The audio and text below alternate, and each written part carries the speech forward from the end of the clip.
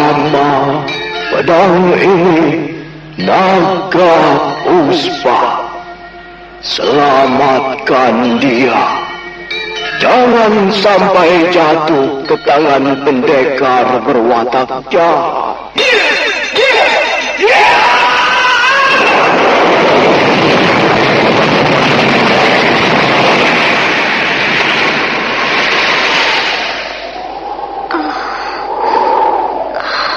Kakang Kamandanu, kau masih juga tidak percaya bahwa aku mencintaimu. Mesin, maafkan aku, Mesin. Mesin. Mesin!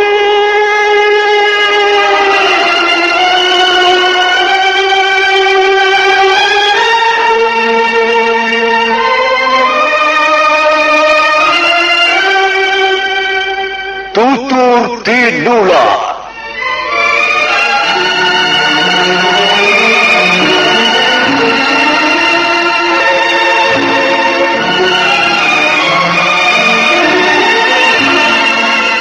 Sebuah sandiwara radio serial, produksi Sanggar Cerita dan Teater Sanggar Prativi. Sebuah kisah dengan latar belakang sejarah runtuhnya Singasari dan berdirinya Kerajaan Majapahit.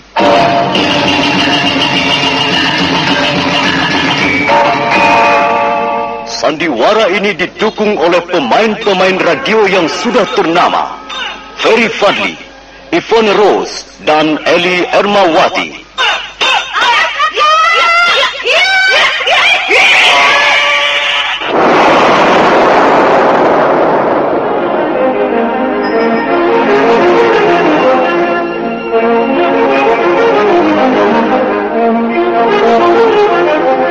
Naskah ditulis dan diolah oleh S. Tijab, hiasan musik dan sutradara C. Ispriyonoka.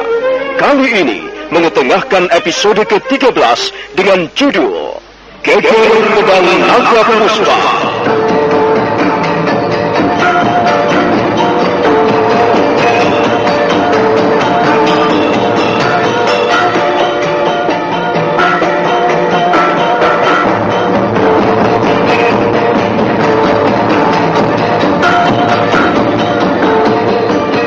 Dalam seri ke-368 ini didukung oleh para pemain Mas Dewa sebagai Gagarangan, Mogan sebagai Prakalpa, Margaret sebagai Dewi Sambi, Petrus Urspan sebagai Ranggu, M. Abud sebagai Arya Dwi Pangga, dan Asdi Suhastra pembawa cerita. Selamat menikmati.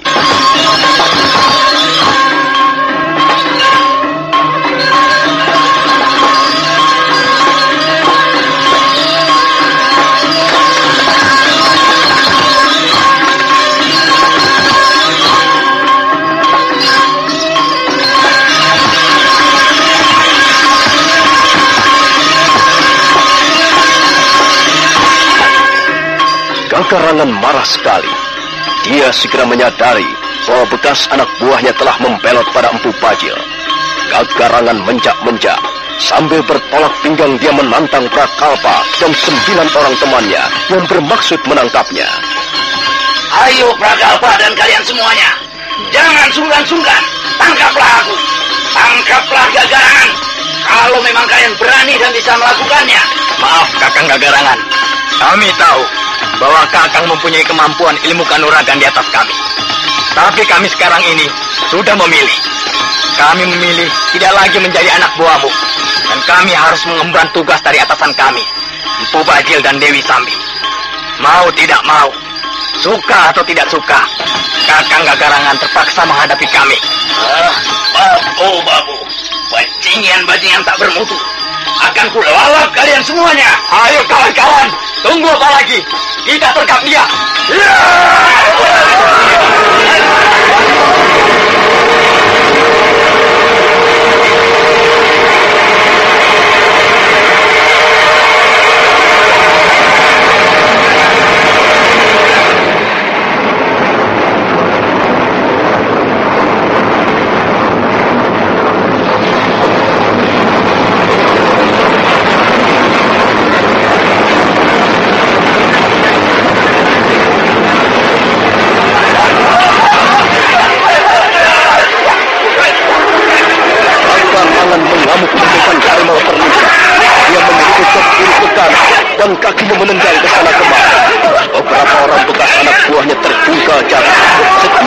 tapak kaki Gagarangan menyambar kepala ataupun bagian tubuh yang lain.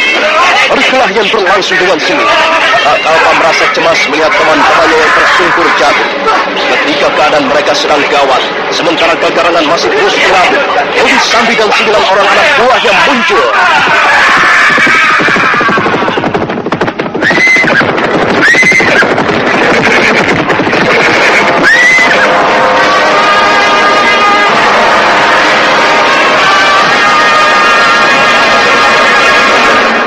Bagus, bagus sekali. Akhirnya kau yang beruntung, Prakalpa. Akhirnya kau yang beruntung bisa menemukan bajingan tengik itu. Dia berusaha melawan kami, Tuanku Dewi. Dan lihatlah, beberapa orang di antara teman-teman kami terluka. Mundurlah. Ayo, kalian mundur semua. Biar aku yang membereskan orang ini. Apa yang kau inginkan, Dewi Sambi? Menangkapmu dan juga membunuhmu. Kau pendekar sombong. Dan kau pendekar berjiwa cecurut. Mengapa kau melarikan diri, ha? Kau takut mati? Dasar laki-laki berjiwa cecurut. Kau hanya pantas dibunuh dan mayatmu dilempar ke pinggir jalan. Mulutmu kotor, kau wanita jalan. Kau pendekar wanita yang tidak mempunyai hati. Aku tidak sudi lebih lama lagi menjadi ketibalmu, ha? Sudahlah, Gagarangan. Sekarang ini sudah terlambat. Sekalipun kau akan menyerah, aku tidak akan bisa mengampunimu. Kesalahanmu sangat besar. Dan Kakang Bajil sudah memerintahkan agar aku segera membinasakanmu malam ini juga. Aku tahu, Sambi. Kau mempunyai aji tapak wisa yang ampuh. Tapi ketahuilah, kali ini aku tidak bermaksud melarikan diri. Kalau begitu, kau pasti mati di tanganku. Itu tidak menjadi soal. Aku sudah muak melihat kalian berdua. Sisa-sisa hidupku hanya akan menjadi kotor jika terus mengabdi kepada pendekar-pendekar seperti kalian. Kalian manusia-manusia busuk, manusia-manusia yang tidak senonoh. Cukup, Gagarangan. Aku tidak akan memberimu kesempatan lagi untuk bicara panjang lebar. Sekarang, bersiaplah kau. Aku sudah siap, Sambi. Ayo, majulah. Besok pagi kau sudah tidak akan melihat matahari lagi.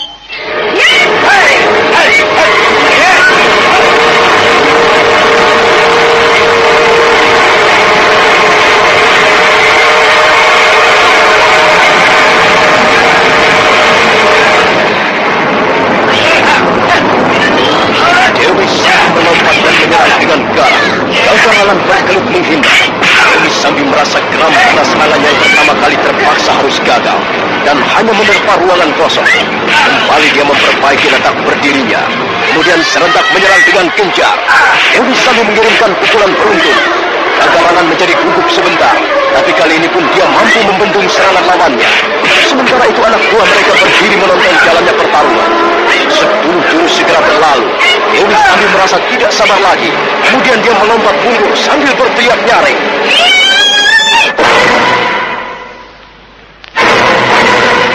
Ayo, kalian mundur semua.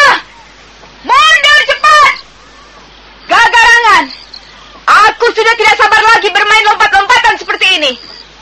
Sekarang, kau harus berhati-hati. Sekali kau lengah, tubuhmu akan rusak binasa menjadi mangsa aji tapak wisa.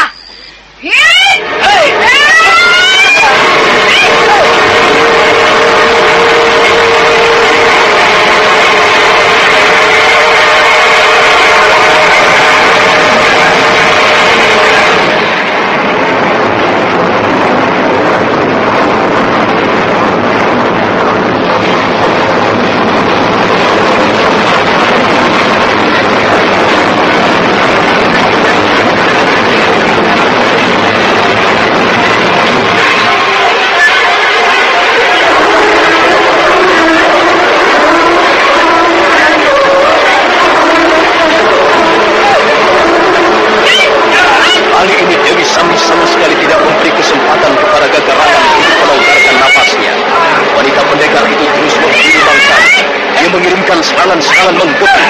Tanpa Gagarangan mulai keteter, 10 jurus segera berlalu dan nampaknya Gagarangan tidak mampu lagi membendung serangan-serangan Dewi Sambi yang datang bagaikan gelombang lautan. Dan suatu ketika dia lengah, saat itulah Dewi Sambi melompat dan sambil berteriak nyaring, dia mengirimkan pukulan Aji Tapak Wisanya. Hapuskan Gagarangan! Aji Tapak Wisa!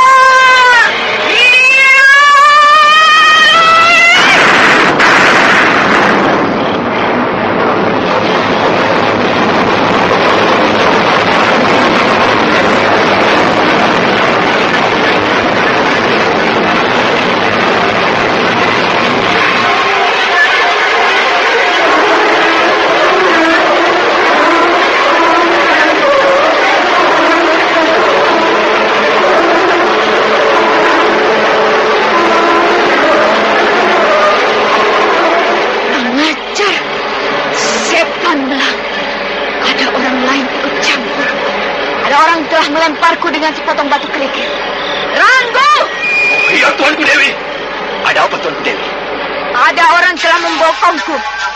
Dia melemparku dengan sepotong batu kerikil. Orang itu pastilah ini mampus. Siapa dia, Ranggo? Saya tidak tahu.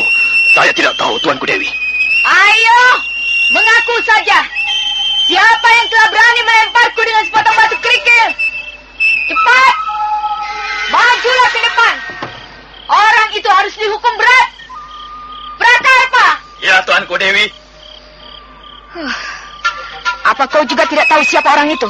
Ampun, Tuanku Dewi. Saya juga tidak tahu. Saya benar-benar tidak tahu, Tuan. Saya kira kami semua tidak tahu, Tuanku Dewi. Benar, Tuanku Dewi. Kami semua sedang tercekam oleh jalannya pertarungan antara Tuanku Dewi dan Gagarangan. Kami sama sekali tidak tahu siapa orang itu, Tuanku Dewi. Benar orang itu bukan salah satu di antara kalian? Saya kira bukan, Tuanku Dewi. Saya kira bukan di antara teman-teman. Pastilah ada orang lain yang telah melakukannya. Kalau begitu, pastilah ada seorang pendekar berkemampuan tinggi telah ikut campur urusan kita. Dan pastilah pendekar itu sekarang ini berada tidak jauh dari kita. Oh, lihat Tuanku Dewi. Lihat, siapa orang itu? Dewi Sambi dan juga yang lain segera menoleh ke arah yang ditunjukkan oleh Ranggo. Dewi Sambi terkejut. Dia melihat sosok tubuh muncul dari balik semak belukar, kurang lebih 10 langkah jauhnya dari tempatnya berdiri.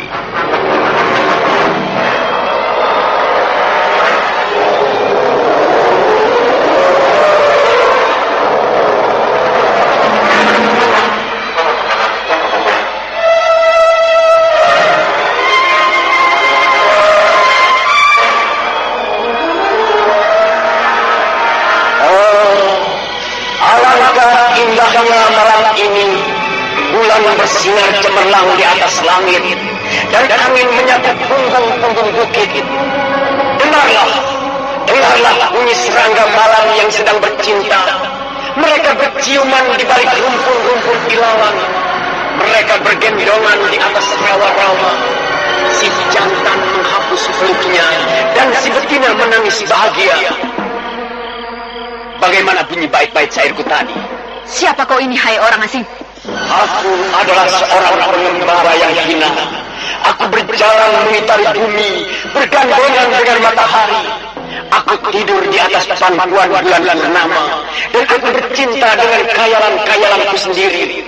Aku terbangun ketika fajar mulai menyingsing, dan aku segera menyadari bahwa dunia semakin tua.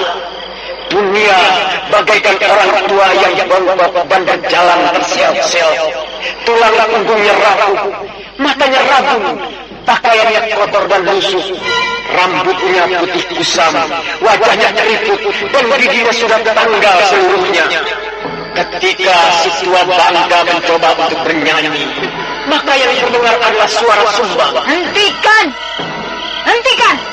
Aku tidak butuh mendengar syair-syair tolol seperti itu. Aku hanya ingin tahu siapa namamu. Aku adalah seorang pengembara yang hina. Namaku melekat di awang-awang. Tidak seorang pun bisa membacanya. Baiklah orang asing. Rupanya kau keberatan menyebutkan siapa namamu. Sekarang, aku ingin tahu asal-usulmu. Kalau kau pendekar, Maka kau pendekar dari perguruan mana? Di mana tempat tinggalmu? Dari mana asal datangmu? Aku datang dari balik kabut kegelapan. Aku turun ke muka bumi ini bersama setetes darah. Akulah pendekar syair berdarah. Cukup! Siapapun dirimu, sekarang aku tahu bahwa kau adalah seorang pendekar yang tinggi hati. Mungkin kau merasa ada sesuatu yang patut untuk kau sombongkan. Prakalpa! Ya, Tuanku Dewi. Coba kau mainkan beberapa jurus. Kalau kau mampu melakukannya, aku ingin kau segera meringkus orang ini. Tangkaplah dia dan bungkamlah mulutnya selama-lamanya, supaya dia tidak lagi menyanyikan syair-syair bodoh seperti itu. Baik, Tuanku Dewi.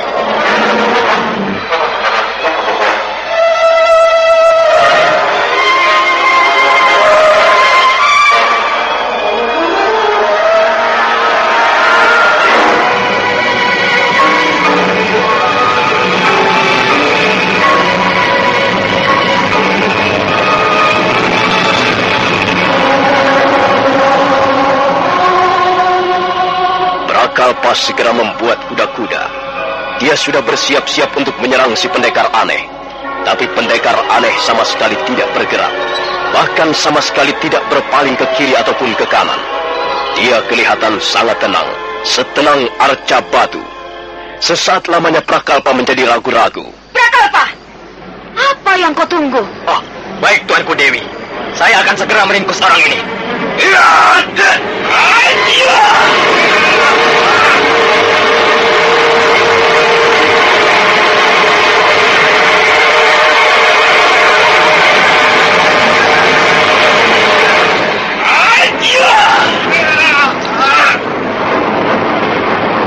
Prakalpa terkejut. Dia sama sekali tidak menduga bahwa lawannya akan mampu bergerak begitu cepatnya. Prakalpa meraba perutnya dan mendadak tangannya sudah menggenggam ususnya sendiri yang terburai keluar.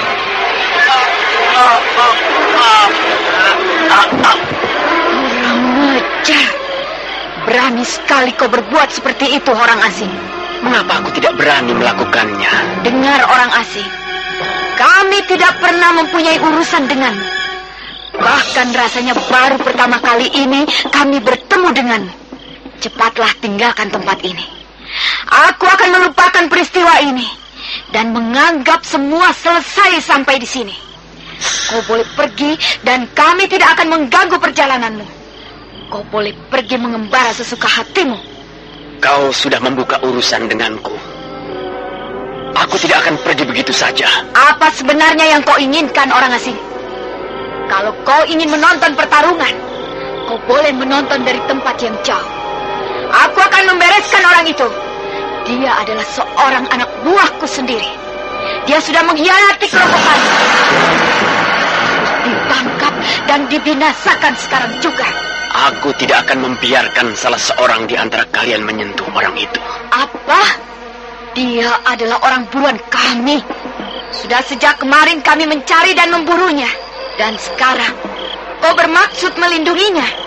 Ya, kalau memang mampu, aku bermaksud melindunginya. Aku tidak senang kalian membuat kekejaman di depan mataku. Kalian telah berbuat tidak adil pada orang ini. Kalian telah main keroyok. Kalau memang itu sudah menjadi kebiasaan kalian, dan jelas itu adalah kebiasaan buruk, marilah. Aku pasti akan bisa memuaskan hati kalian. Aku akan melayani kalian. Ayo, majulah bersama-sama. Berdebah, setan jahanam. Kau sudah bosan hidup rupanya. Kau pasti akan kami binasakan.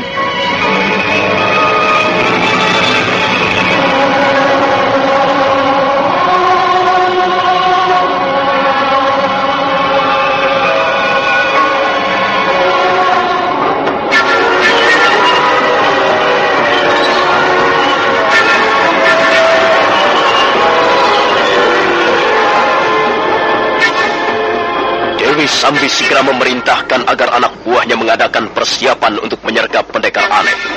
Mereka kemudian bergerak melingkari pendekar aneh. Dewi Sambi sendiri tidak ingin menunggu terlalu lama. Dia buru-buru menyiapkan aji tapak wisanya. Sementara itu pendekar aneh masih tetap kelihatan tenang. dia terus berdiri tanpa bergeming sedikit pun.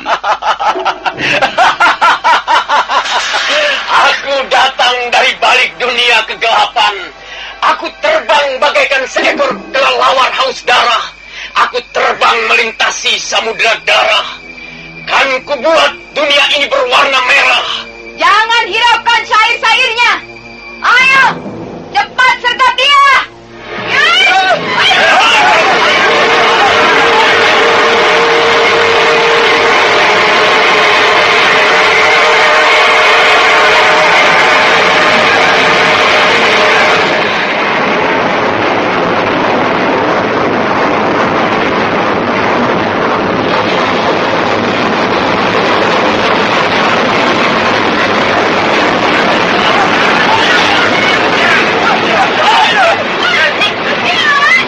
Bersama anak buahnya, Dewi Sambi segera menyergap pendekar aneh.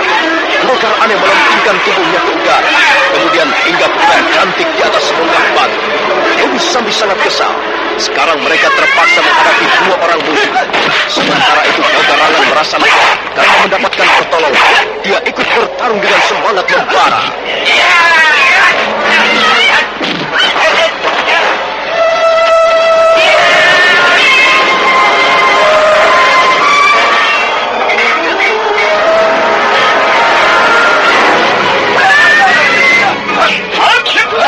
Dewi Sambi terkejut. Dia marah bukan main. Dalam beberapa gebrakan saja orang-orangnya sudah terjungkal jatuh dan tak berkutik lagi. Dalam waktu yang tidak terlalu lama, pendekar anak itu sudah berhasil merobohkan 8 orang. Melihat keadaan anak buahnya yang semakin terdesak dan tidak berdaya, Dewi Sambi memutuskan untuk menggunakan aji tapak bisa. Suatu saat dia memperoleh kesempatan yang sangat bagus. Maka secepat kilat pendekar wanita itu melompat dan...